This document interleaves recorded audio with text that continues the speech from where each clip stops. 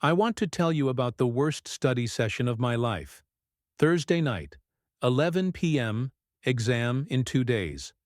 I'd been reading the same textbook chapter for 4 hours. And I wasn't slacking. I was highlighting, nodding along, doing that thing where you silently mouth the words like somehow moving your lips helps.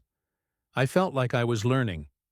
Then I closed the book, grabbed a blank sheet of paper, wrote the chapter title at the top, and I sat there. 2 full minutes. Nothing. I remember the exact moment I knew I was done, because instead of writing anything useful, I started drawing a small cube in the corner of the page. Then I shaded it. Then I added a little shadow underneath like it was floating. 4 hours of reading, and my total academic output was a 3D cube, and a strong urge to drop out. That blank page was the most honest mirror I'd ever looked into. What it showed me, I wasn't studying. I was performing the act of studying while my brain filed exactly none of it. That night, out of desperation, I tried something different. Instead of rereading the chapter, I grabbed one concept, just one, and turned it into the most ridiculous, violent, absurd mental image I could think of. I'm not telling you what it was because it was genuinely disturbing. But the next morning, I remembered it perfectly. Not vaguely. Perfectly. Every detail, without reviewing once. That's when a question hit me that changed everything. What if the problem was never how much I review after studying? What if the bottleneck is how information enters in the first place? That was 4 years ago. Since then I've built 3 methods. One for concepts, one for sequences, one for raw data, that I use every single day. They're how I memorized an entire certification curriculum in 3 weeks, how I retain books I read months ago without flashcards. And today I'm handing you all 3. Not theory. The actual methods, step by step. By the end of this video, you're going to test one live, right here, and scare yourself with how well it works. Here's why most memorization advice doesn't land. Active recall works. Spaced repetition works.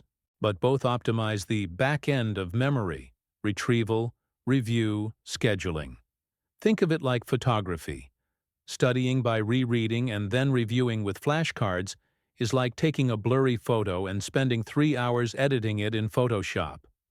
The edit can only do so much if the original shot was out of focus. What I'm about to teach you is how to take a sharp photo in the first place. Encoding is the camera. Review is the edit. Everyone's obsessing over the edit. I'm obsessed with the lens. Fix the front end, and you need dramatically less back end. That's how you cut your study time in half. Not by studying faster, by encoding smarter. Your brain is roughly 200,000 years old. For 199,900 of those years, it had zero need to memorize textbook definitions or chemical formulas. What it did need to remember, what it got scary good at, falls into 3 buckets. Stories involving danger, emotion, or surprise. If someone in your tribe told you a guy got eaten by a tiger near the river, you never forgot that. Your survival depended on it. Sequences of actions. How to track an animal, how to find water, how to build shelter. Step-by-step chains your life depended on executing in the right order. And sensory experiences. The smell of poisonous berries, the sound a snake makes before it strikes, the visual pattern of an edible plant. Vivid, multi-sensory, emotionally loaded information. Your brain locked onto all of it. Everything else? Deleted. Now look at how you study. Flat, emotionless text. Lists of facts with no narrative. Numbers with zero sensory weight. You're feeding your ancient brain information in a format invented 500 years ago, and getting frustrated when it slides right out. It's not a memory problem. It's a format problem. You're handing your brain a file type it can't open. The 3 methods I use are translators. They take modern, dead, textbook information and convert it into those 3 ancient formats: stories, chains, and sensory anchors. Fair warning, These methods feel ridiculous at first. The images you create will be absurd. The connections will seem random. That's the feature, not the bug.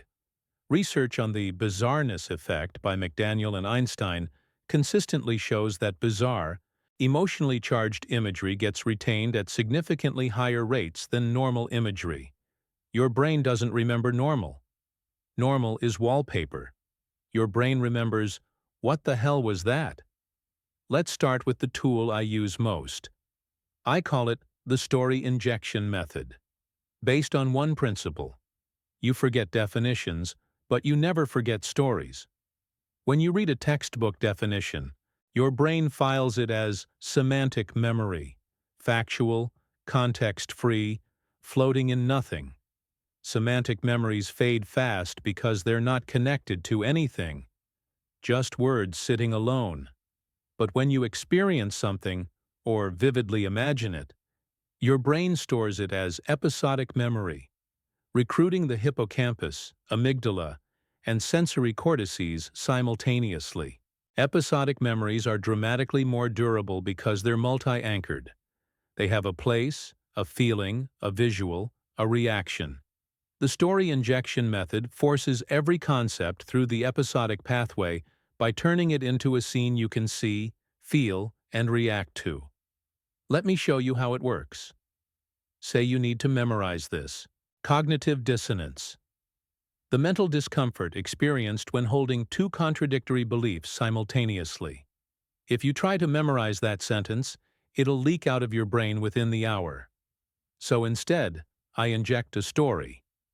Close your eyes and picture this. You are standing in your kitchen.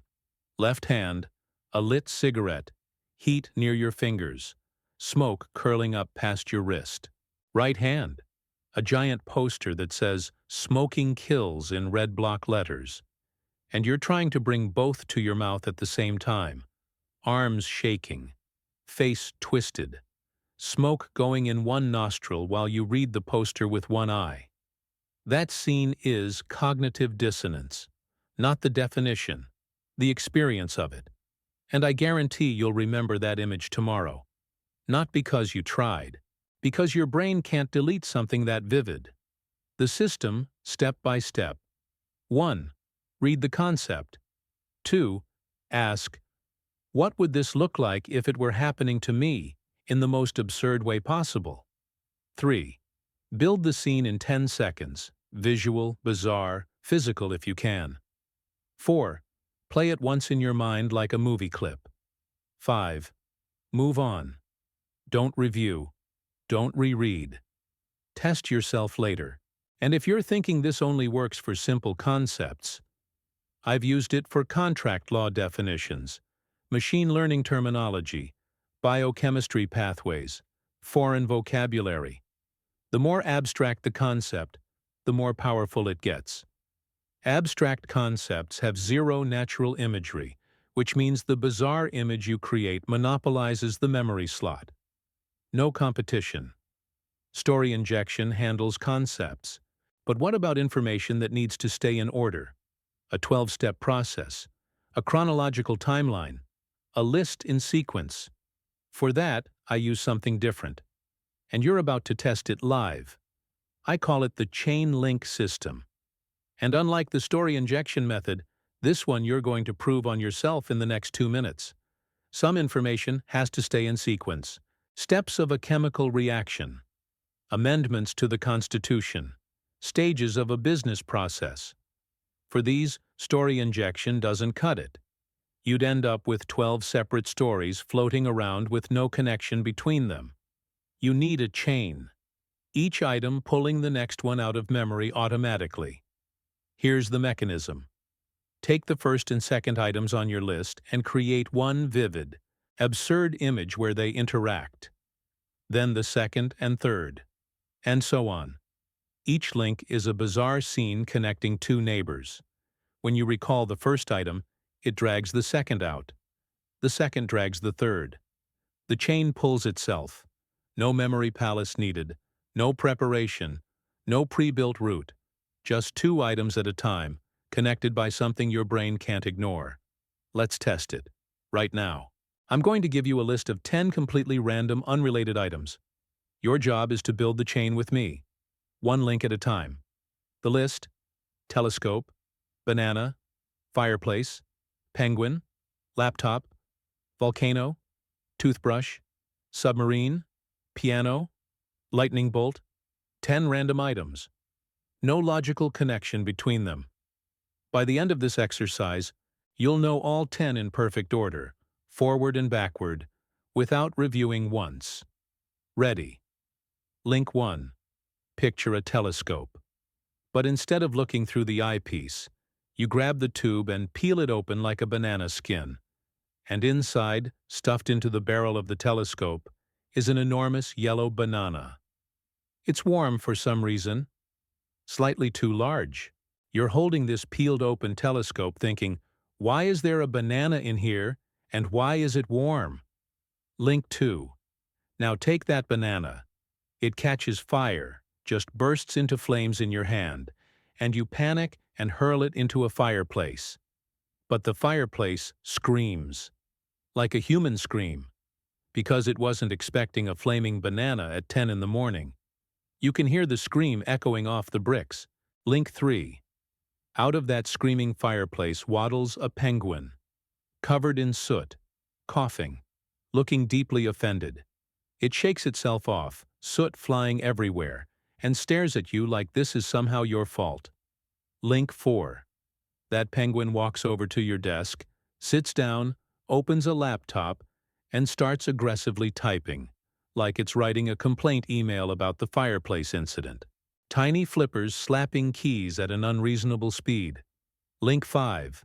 The laptop screen glows orange. Getting hotter. The keyboard melts. Because the laptop is sitting on an active volcano. Lava oozing through the USB ports. Link 6. Out of that volcano, instead of lava, a giant toothbrush erupts. The size of a telephone pole bristles first, trailing smoke like a rocket. Link 7. That toothbrush lands bristles down and punctures the hull of a submarine. Water rushes in through a toothbrush-shaped hole. The crew is baffled. Link 8. Inside the sinking submarine, someone is calmly playing a piano. Water up to their ankles. Alarms blaring. They don't stop. Something slow and dramatic. Link 9. A lightning bolt strikes the piano mid-song. Keys light up. The whole submarine flashes white. The player's hair stands straight up, but they keep going. Not one note missed. 10 items, one chain. Now, without scrolling back, start from the beginning. Telescope had a banana inside. Banana was on fire in a fireplace.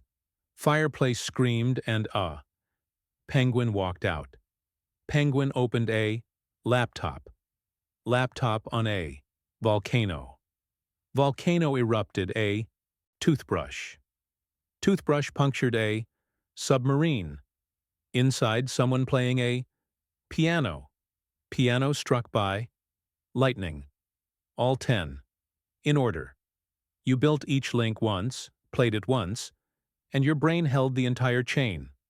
Dr. Gordon Bauer's research at Stanford on associative imagery showed items linked through interactive mental images get recalled at 2 to 3 times the rate of rote repetition. Each link activates bizarre imagery encoding, and the chain structure means every item becomes the retrieval cue for the next. Pull the first link, and it all unspools.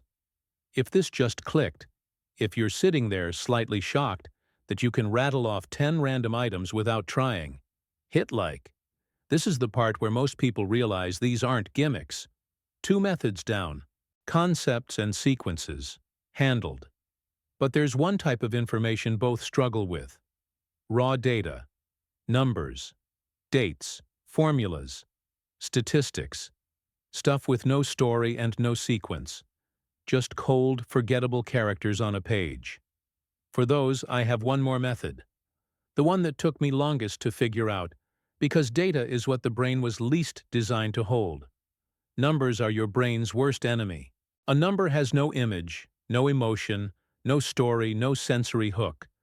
The number 1789 is 4 symbols on a page, nothing for your brain to grab.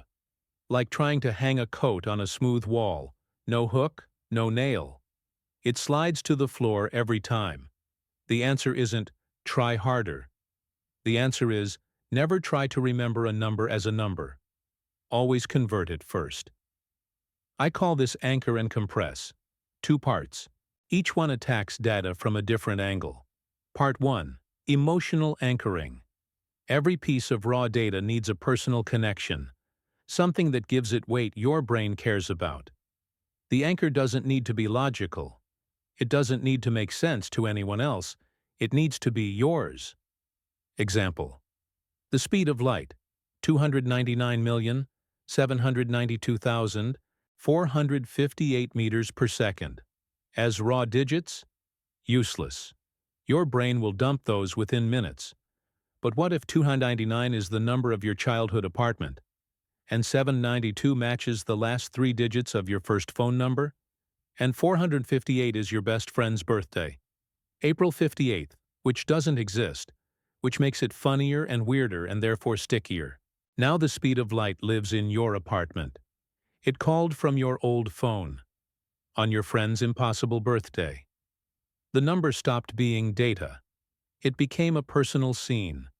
And personal scenes are exactly what your brain was built to hold. This is the self-reference effect in action.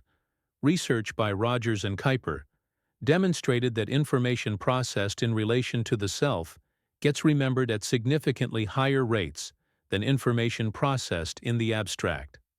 When a number becomes about your life, your brain treats it as autobiography. And nobody forgets their own autobiography. Part 2. Mnemonic compression. For data you need to recall fast and with precision. Anchoring alone isn't always enough. You need to compress. Squeeze complex data into a format that's shorter, punchier, or rhythmic. 3 compression techniques I rotate through daily. First, acronym stacking. Take the first letters of a list and build a word or phrase. Nothing new here. But the trick that makes it stick is making the acronym absurd. For the order of operations in math, parentheses, exponents, multiplication, division, addition, subtraction, PEMDAS is forgettable. But please excuse my drunk Aunt Sally. Now your drunk aunt is showing up to every math exam you take, falling off her chair, knocking over your calculator. Unforgettable. Second, rhythm encoding. Your brain holds rhythm better than flat information. You still know the alphabet because you learned it as a song when you were 4, not a list. Same principle. Need a sequence of numbers? Give them a beat. Tap them on a desk. Wrap them under your breath. Make a stupid jingle you'd be embarrassed to sing out loud. The embarrassment is a feature. Third, visual substitution. For formulas and technical notation, replace every symbol with a concrete image. E, MC2. Don't see letters. See this. An explosion. That's E, equals a monkey. That's M. Riding a tiny red car. That's C. And the car is shaped like a perfect cube because it's squared. Makes no sense. That's the point. It's a scene now, not a formula. Now step back and look at what you have. Story injection converts concepts into unforgettable scenes. Chain link converts sequences into self-pulling chains. Anchor and compress converts raw data into personal, rhythmic, or visual formats your brain actually retains. 3 methods. 3 types of information. One brain that was never designed for textbooks but can be tricked into treating anything like a survival story, a familiar chain, or a personal memory. You didn't need a better memory. You needed a better translator. I'm not going to recap the 3 methods. You just lived through them. You built a 10-item chain a few minutes ago and it's still there. Test yourself. Telescope. Go. You remember every link. That's your brain doing what it was designed to do when you handed information in the right format. Here's what I want you to do in the next 5 minutes. Not tomorrow. Now. Pull out whatever you're currently studying. A textbook, a course, notes, anything. Pick one concept you've been struggling to remember. Apply story injection. Read it. Ask, what would this look like happening to me in the most absurd way? Build the scene in 10 seconds. Play it once. Close the material. Wait 10 minutes. Test yourself. When you remember it perfectly, without flashcards, without rereading, you'll know today wasn't just a video. It was the last day you studied the old way. What changed today isn't a set of tricks. It's a principle. Your brain doesn't struggle with holding information. It struggles with receiving it in the wrong format. Every method I showed you is a different way of reformatting, converting flat, dead text into the vivid, bizarre, personal formats your brain evolved to lock onto. Once you internalize that, you'll start inventing your own methods. You'll walk into an exam knowing every concept has a scene, every sequence has a chain, every number has an anchor. Some of you are thinking, this seems too simple. Good. The problem was never complexity. It was direction. You were aiming all your effort at review when 80% of the battle was encoding. Fix the encoding, and the review handles itself. I haven't used a flashcard in 2 years. Not because I'm against them, because I don't need them. The information goes in clean the first time. Stop studying harder. Start encoding smarter. Your brain already knows how to remember everything. You just have to speak its language. Tell me in the comments which method you're testing first. Story injection, chain link, or anchor and compress, and tell me what you're applying it to. Don't just say, I'll try it. Say, story injection on organic chemistry, or chain link on the Bill of Rights. Specificity is a commitment, and commitment is the first link in the chain. Subscribe if you want more methods that treat the brain as a tool to be used skillfully, not a machine to be beaten into submission.